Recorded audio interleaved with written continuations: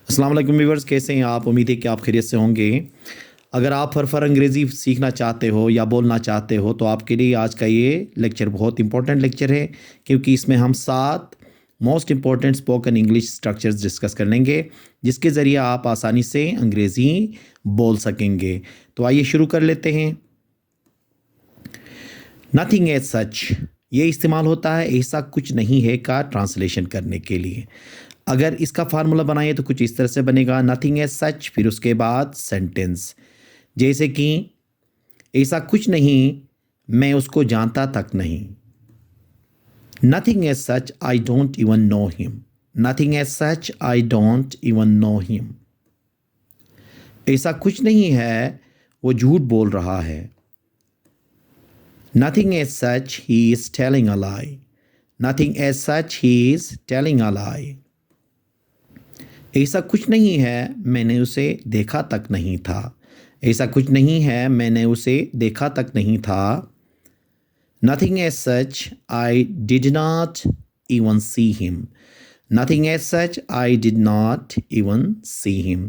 तो ऐसा कुछ नहीं है के लिए क्या इस्तेमाल करेंगे हम? Nothing as such का इस्तेमाल करेंगे। ये था हमारा पहला स्ट्रक्चर। दूसरा स्ट्रक्चर है चाह कर भी के लिए हम क्या कहेंगे? Even if I want to. Even if I want to का इस्तेमाल क्यों करेंगे? चाह कर भी कहने के लिए। इसका जो स्ट्रक्चर बनेगा, सेंटेंस पहले, फिर उसके बाद even if I want to. इसको ये भी कह सकते हो कि अगर मैं चाहूँ तो भी कहने के लिए भी इस्तेमाल करते हैं। जैसे कि चाह कर भी मैं आपको बता नहीं सकता। चाह कर भी मैं आपको बता नहीं सकता। I can't tell you even if I want to. I can't tell you even if I want to. चाह कर भी मैं ये गाड़ी नहीं खरीद सकता। I can't purchase this car if even if I want to. I can't purchase this car even if I want to. चाह कर भी यहाँ नहीं रह सकता। चाह कर भी मैं यहाँ नहीं रह सकता। I can't live here even if I want to. तो चाह कर भी कहने के लिए क्या करेंगे हम? Even if I want to का इस्तेमाल करेंगे। ये था हमारा दूसरा स्ट्रक्चर। तीसरा स्ट्रक्चर है हमारे पास इवन बाय मिस्टेक। ये इस्तेमाल होता है गलती से भी कहने के लिए। ठीक है, इसका जो फार्मूला बनेगा, पहले हम सेंटेंस, फिर उसके बाद इवन बाय मिस्टेक लगाएंगे। ठीक है, जैसे कि गलती से भी ये मकान मत खरीदना। गलती से भी ये मकान मत खरीदना। Don't by this house even by mistake. Don't by this house even by mistake. गलती से भी मेरे मोबाइल पर हाथ मत लगाना। गलती से भी मेरे मोबाइल पे हाथ मत लगाना। Don't touch my mobile even by mistake. गलती से भी यहाँ मत आना। गलती से भी यहाँ मत आना। Don't come here even by mistake. Don't come here even by mistake. तो गलती से भी कहने के लिए हम क्या करेंगे? अंग्रेजी में इवन बाय मिस्टेक का इस्तेमाल करेंगे।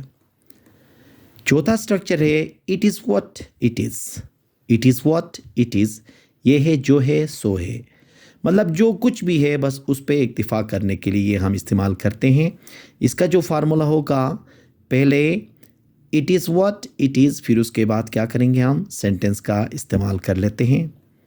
जैसे कि जो है सो है, हमें इसे इस्तेमाल करना होगा। मतलब जो कुछ भी हमारे पास है उसको हमने क्या करना होगा? इस्तेमाल करना होगा। It is what it is, we will have to use it. It is what it is, we will have to use it. जो है सो है, हमें अब ख़रीदना होगा। It is what it is, we will have to buy. जो है सो है, उसे मानना होगा। जो है सो है, उसे मानना होगा। It is what it is, he will have to accept.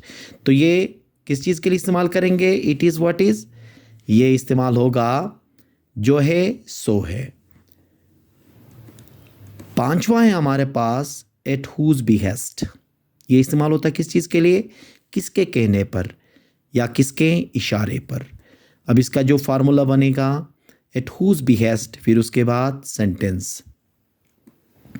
जैसे कि किसके कहने पे आपने इस कॉलेज में दाखिला लिया है, इसका क्या तर्जुमा होगा देखें। At whose behest you have got admission in this college या हियर। किसके कहने पर उसने यहाँ दुकान खोली है, किसके कहने पर उसने यहाँ दुकान खोली है। At whose behest he has opened a shop here. At whose behest he has opened a shop here. किसके कहने पर आपने मेरी गाड़ी इस्तेमाल की, किसके कहने पर आपने मेरी गाड़ी इस्तेमाल की। At whose behest you used my car. अब देखें ना, टेंस जब चेंज होगा तो क्या होगा, आगे सेंटेंस उसी के हिसाब से आपने लगाना होगा। पास्ट हो गया तो पास्ट का, प्रेजेंट हुआ तो प्रेजेंट का। तो किसके कहने पर अंग्रेजी में किस चीज़ से ट्रांसलेट करेंगे, एट हुज बिहेस्ट पे।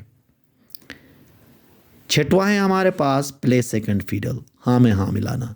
जैसे कि कोई बंदा आपने मतलब नज़रिए का इजहार नहीं करता या अपना ओपिनियन नहीं दे के कहता है कि इसने सही कहा, तो ऐसी चीज़ों को हम क्या कहते हैं, हाँ में हाँ मिलाना कहते हैं। जैसे कि सब्जेक्ट, उसके बाद प्ले सेकंड फिडल, फिर टू, फिर आगे ऑब्जेक्ट। कल आपने उसके हाँ में हाँ क्यों मिलाया, कल आपने उसके हाँ में हाँ क्यों मिलाया। Why did you play second fiddle to him? Why did you play second fiddle to him yesterday? भी कह सकते हो। आप हाँ में हाँ क्यों मिलाते हो, आप हाँ में हाँ क्यों मिलाते हो। Why do you play second fiddle? Why do you play second fiddle? हाँ में हाँ मत मिलाओ, हाँ में हाँ मत मिलाओ। Don't play second fiddle. Don't play second fiddle. तो हाँ में हाँ मिलाने को क्या कहते हैं अंग्रेजी में, play second fiddle का इस्तेमाल करते हैं। लास्ट है हमारे पास छठवा, वो है day in day out. Day in out, day out का इस्तेमाल करते हैं दिन रात। अब इसका जो फार्मूला बनेगा, पहले सेंटेंस फिर उसके बाद डे इन डे आउट का इस्तेमाल करेंगे। जैसे कि आपको दिन रात सख्त मेहनत करना है, आपको दिन रात सख्त मेहनत करना है। You have to work hard day in day out, you have to work hard day in day out. उसे यहाँ दिन रात पढ़ना होगा, उसे यहाँ दिन रात पढ़ना होगा।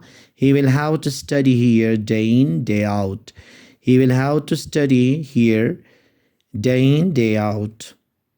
मुझे यहाँ दिन रात काम करना पड़ रहा है, मुझे यहाँ दिन रात काम करना पड़ रहा है। I am having to work here day in day out. I am having to work here day in day out.